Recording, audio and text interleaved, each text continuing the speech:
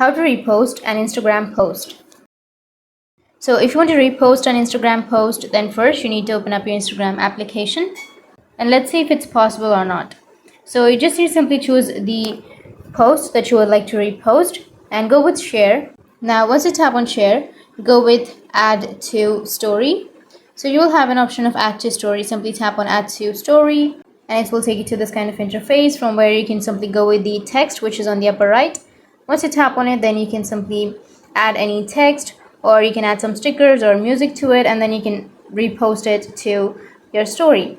But if you don't want to repost that on your story, and if you want to post that again, then you just need to simply take a screenshot. So just take a screenshot. Once you've taken a screenshot, you can simply crop and edit that screenshot by removing the upper and the lower edges, and go with the plus, which is on the bottom middle.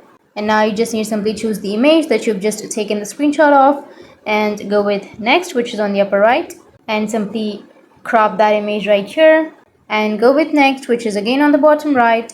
And from here you can edit the caption, write the caption, or add your location, tag people, add music and all of that, and then go with share, which is on the bottom right. And that's the only way to repost an Instagram post. And if you have any questions, feel free to comment below. Thanks for watching.